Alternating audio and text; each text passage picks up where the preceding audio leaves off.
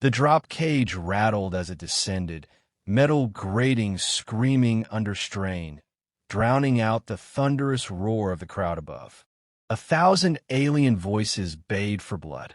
Floodlights flared through the dust, cutting through the smoke that coiled around broken columns and scarred stone. In the center of the cage stood a man. His head was bowed, shaggy dark hair matted with blood and sweat. His jumpsuit, standard issue from the Council's military prison system, was torn across the chest, exposing a deep gash and a grimy chain that held a dull metal tag. It clinked once against his sternum as the cage slammed into the dirt. A voice boomed overhead, translated through dozens of languages. "Behold, primitive," it shouted. "From the ruins of Earth, the last of a lost war tribe. Let the blood games begin." The cage hissed open. The man didn't move. Around the arena's rim, 1,000 creatures of the Galactic Council leaned forward. In their box seats, nobles and officials, glittering with jewels and biometal armor, drank and laughed, nudging one another with claws and antennae. They expected a show. A human, a real one, was a rare treat. The species had gone quiet after its colonies were obliterated in the Orion sweep, a dying ember thrown into the pit. From the opposite gate, another creature emerged. This one moved like thunder. 12 feet tall, plated in black and red chitin. The announcer didn't name it. There was no need. Everyone knew the beast. 7 kills. No survivors. A war-bred juggernaut from the Vor Dominion. The human looked up, slowly. No expression crossed his face. Just a flicker of recognition. Then he moved. No charge, no scream. He walked, step by step, measured and fluid, avoiding the showy bravado the arena fed on. The Vor roared and charged. The crowd surged in anticipation, a wave of sound crashing against the domed sky. The human dropped low at the last second. Sand exploded beneath him. The Vor's claw carved the air where his head had been. Then came a sound, a crack, not of bones breaking, but of precision. The human twisted, driving a broken piece of his own cage into the beast's side, a joint between its plating. He pulled and rolled, and the Vor staggered, screeching, stumbling forward. The crowd went silent. No one had ever drawn blood from that monster. The human didn't stop. He climbed the beast's back as it thrashed, dug fingers into raw muscle, eyes calm, studying every twitch. He slammed the jagged bar through its throat, then again into the eye socket. The beast slammed into a wall, then dropped to its knees. The human leapt off before the final collapse, landed with a grunt. Blood, not his, splattered across the arena floor. Above, in the high command balcony, silence lingered longer than the gore. Counselor Eccles tilted his head, mandibles twitching. His subordinates shifted uncomfortably. That, Eccles hissed, was not instinct. That was execution. Another counselor, fur-skinned and four-eyed, leaned forward, squinting. Zoom on the human. That tag around his neck. A visual lock focused on the metal hanging against the man's chest. K. Rains, it read. USMC Force Recon. The words meant little to most in the chamber, but not to the old ones. The veterans of Earth's campaign shifted in their seats. Impossible, one muttered. Those units were extinct. Purged. The human looked up at the command balcony. Not with challenge, with knowledge, as if he knew exactly where to look. Rain stepped back, calm. The crowd still didn't cheer. They were watching something they didn't understand. This wasn't gladiator spectacle. It was something colder, smarter. Another gate opened. For smaller creatures this time, nimble, armed with blades. They rushed him without warning. No signal, no ceremony, just fear behind protocol. He moved before they reached him. Sidestep, disarm, break, shatter. One blade turned in his hand, slicing a throat. Another went down with his knee shattered sideways. The third fled. The fourth got the blade through its skull. It all took 11 seconds. In the stands, murmurs turned to growls. This wasn't entertainment. It was humiliation. Rain stepped back into the center of the arena. The overhead lights buzzed. Blood soaked into the sand at his feet. He breathed steadily. A drone camera floated near. He didn't glance at it.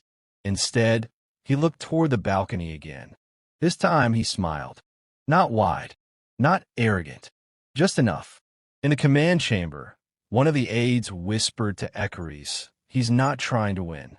He's trying to send a message." Ekeries clicked his mandibles, eyes narrowing. "Give me every record on Force Recon. Now." Meanwhile, in the dark tunnels beneath the arena, a small maintenance drone paused near the holding chambers. Its scanners flickered. On the wall, etched with something dark and wet, was a pattern, lines and curves forming familiar human shapes.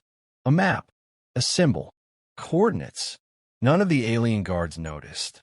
Not yet. Rain stood alone now. The bodies had been dragged away, the sand scraped clean, the next fight postponed. No other creature wanted to step in the pit with him. He didn't seem to care. He sat cross-legged in the dirt, head lowered again. The dog tag glinted in the light just once before the stadium dimmed. Far above, the broadcast feed cut unexpectedly for 6 full seconds, total black across half the council's entertainment network. 6 seconds was a long time, and deep in the council's archives, long-forgotten security briefings unearthed the phrase, USMC Force Recon, Termination Priority Omega.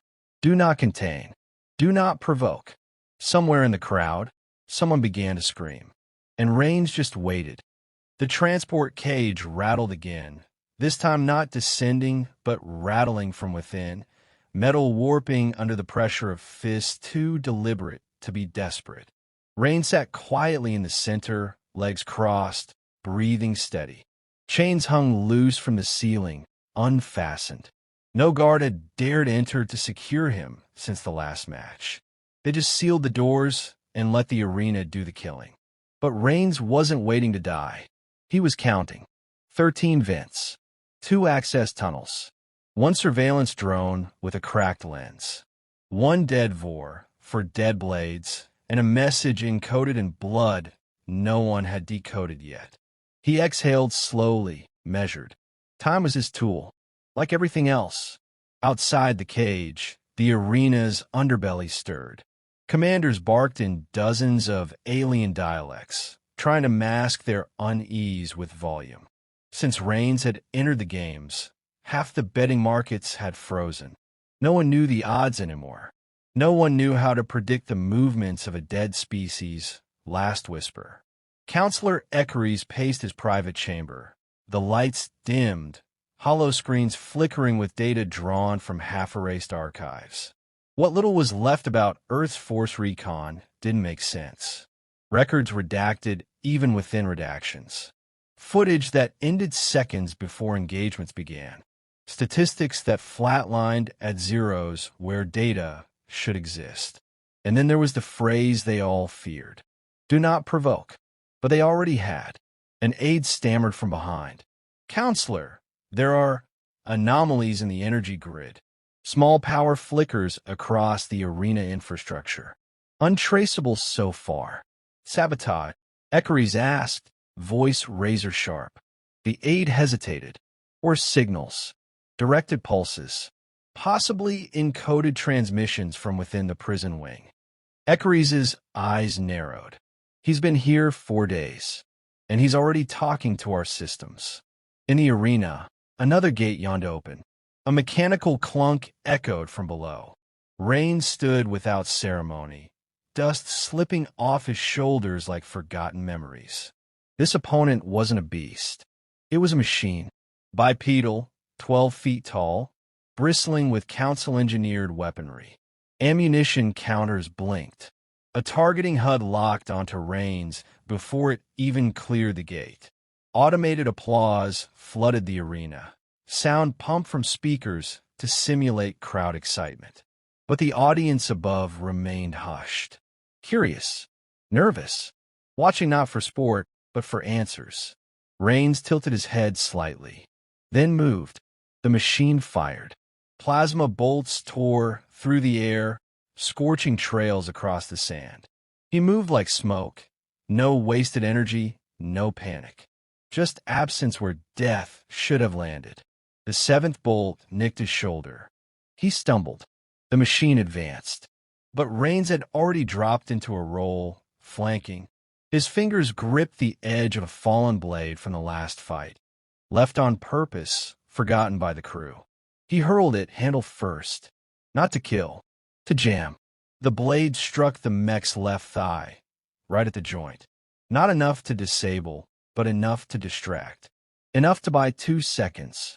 He sprinted forward and jumped, grabbing a loose arena flagpole jutting from a support beam. Swing. Momentum. He landed on the mech's back, clawing for a panel. The machine flailed. Its servos whined. Rains jabbed a shard of metal into a seam, ripping it open. Wires. Circuits. Power core pulse. He didn't try to disable it. He reprogrammed it. One hand worked inside the panel while the other held on. The mech spun, slammed him into a wall. He grunted, blood in his teeth. Still worked. The audience had gone silent again. So had the council's chamber. Then the mech stopped. Just froze. Rains dropped off its back. The machine straightened, paused for 2 seconds, then turned and fired a plasma bolt directly at the council viewing box. The barrier absorbed it barely. Screams. Sirens. Panic erupted in levels unseen since the Orion sweep. The arena lights failed for 3 seconds. When they returned, the mech stood still again, lifeless. Power drained. Rain stood beside it. He hadn't just turned the machine. He'd used it as a message. In the control room, Counselor Ekeries barked at his team. Shut the feed down. Now. But it was too late. The footage had already gone live across 17 planetary sectors. The story of a human controlling a council war mech had already started to spread. A virus of narrative. A weapon as potent as any blade. Deep underground, the prison warden slammed a fist onto a control pad. He dies. Tonight. I don't care if we flood the arena with 10,000 drones. He dies. The comms officer didn't answer immediately. Problem? The warden snapped. There's been a breach, she said slowly. Sector 3. All guards incapacitated. No footage. Just static. From inside. No, she said. From outside. Miles away, beyond the council city's glittering spires, a scavenger ship hovered low in the ion clouds. Human design. Old. Rusted, patched with spare parts and hope. But fast. Too fast for its signature to be logged. Its pilot, a woman with scars across her jaw and dog tags identical to Rain's, watched the transmission through a cracked visor. She smiled. You said 36 hours, she muttered. Guess we're ahead of schedule. Back in the arena, Rain stood in the center once more. This time, the dog tag around his neck was exposed deliberately. Cleaned. Centered. He reached up, tapped it once. Not hard. Not for the cameras. Just enough to make the sound transmit.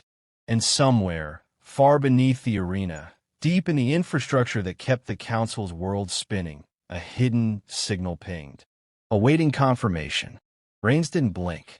Then, in the distance, alarms began to rise. Not the shrill whine of entertainment systems. Military alarms. Proximity alerts. The crowd in the arena hadn't noticed yet. But the council had. He wasn't just surviving. He was coordinating. Ekeries slammed a fist into the console. Shut down everything. Full lockdown. Cut power to the arena. But the lights stayed on. The systems no longer obeyed. Rains had been sending code. Through gestures. Through patterns of combat. Through timing. Every move had been a signal. Every death a line of data. And now, somewhere in orbit, something old, something built in secret, something human, was waking up. Rains looked up, blood on his chin, fire in his eyes. He whispered only once, too quiet for any mic. Phase 2. And then he smiled again. The citywide blackout didn't come all at once.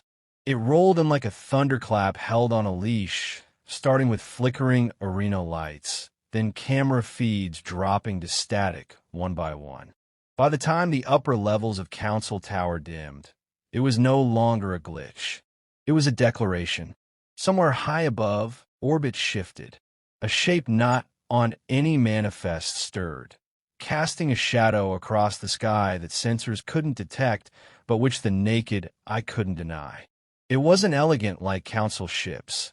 No smooth curvature or ceremonial markings.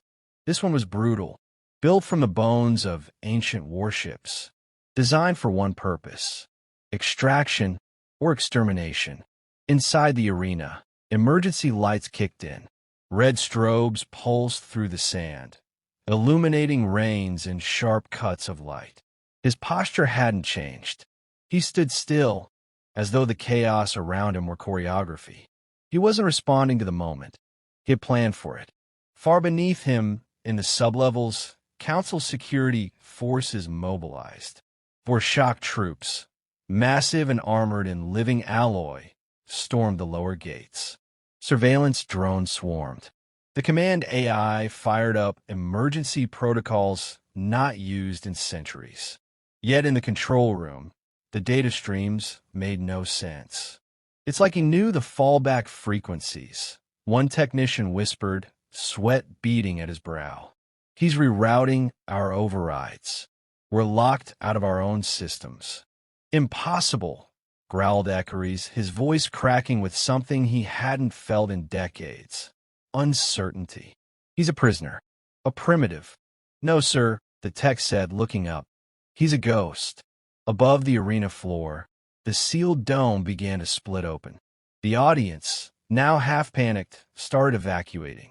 Shuttles scrambled to undock from the surrounding ring. But traffic froze. The system grid was paralyzed. Rains didn't even glance upward. Instead, he turned toward the next set of gates as they groaned open under manual override.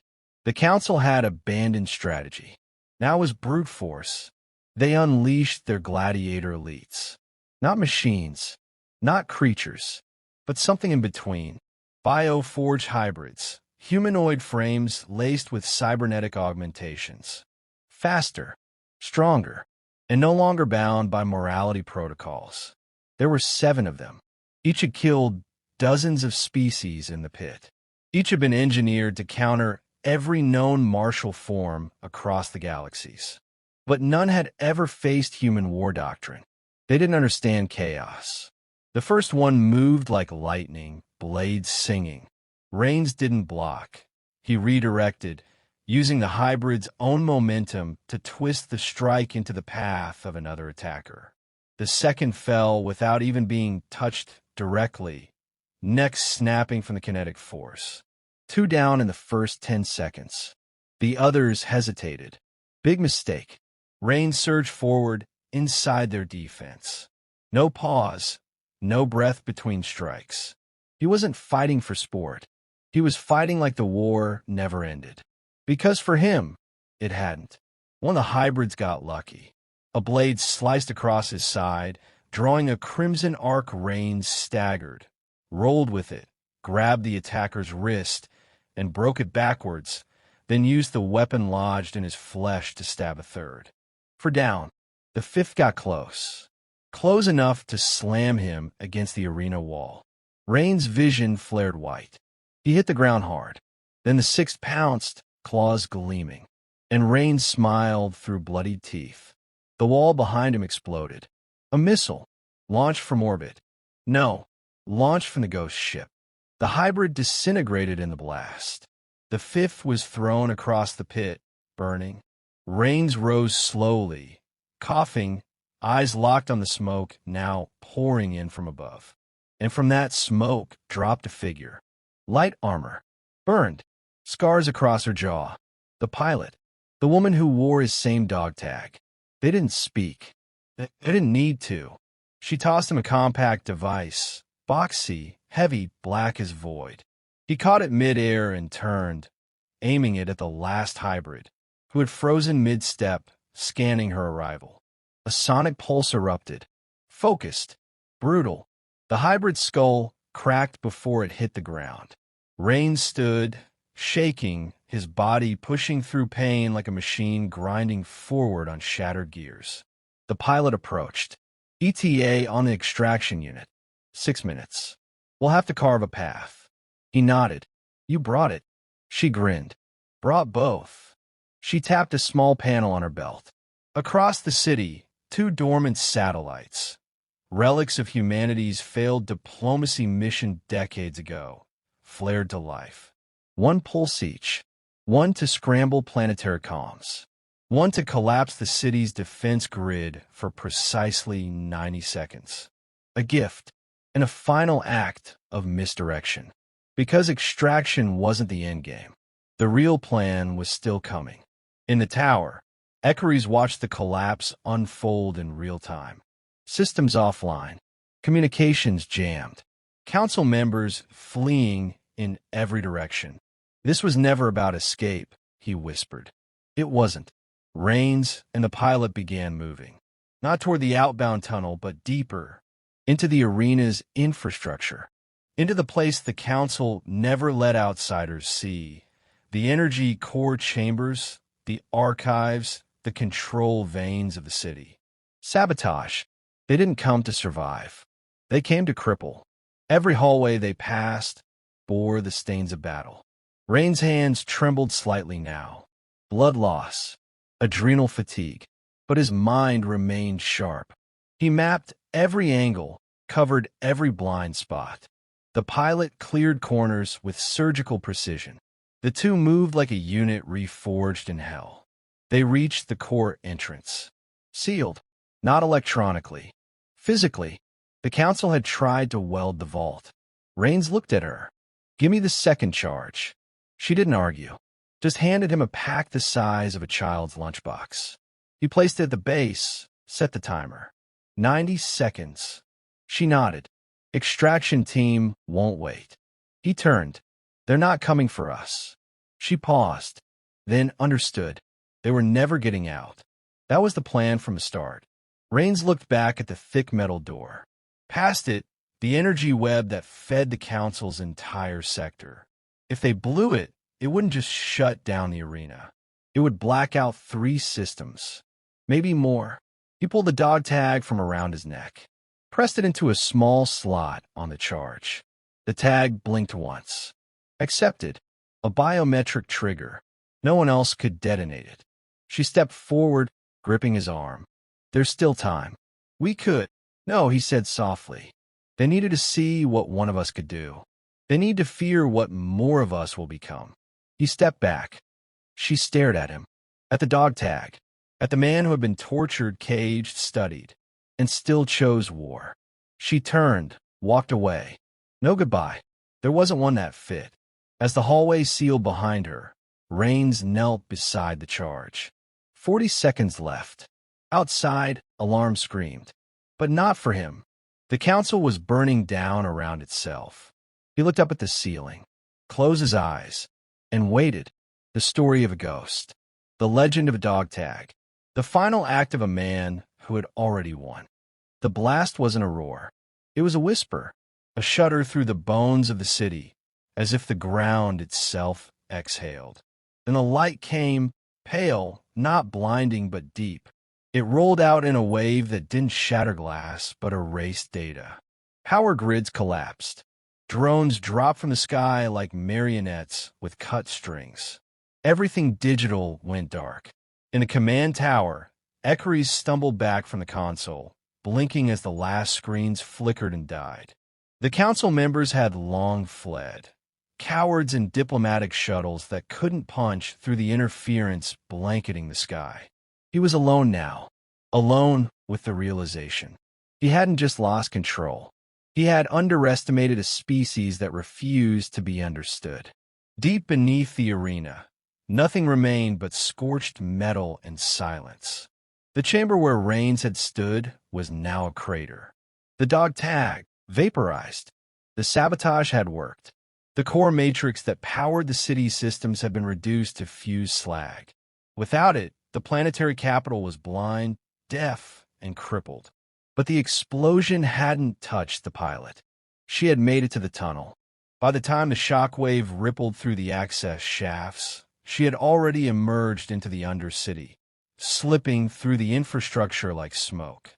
She didn't look back, didn't flinch when the emergency sirens failed to power on, didn't hesitate when she found the extraction beacon, half buried under concrete dust, and activated it with a flick of her wrist.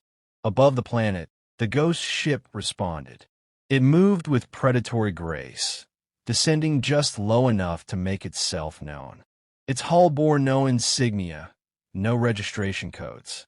Its design didn't match any archived blueprint in Council records. This was not a warship built by a nation. It was forged by a species that had learned war by surviving it. Inside, her team was waiting. Not soldiers, not in the traditional sense. Veterans, survivors, people with scars you couldn't see unless you'd earned one too.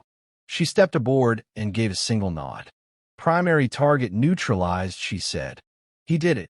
No one spoke.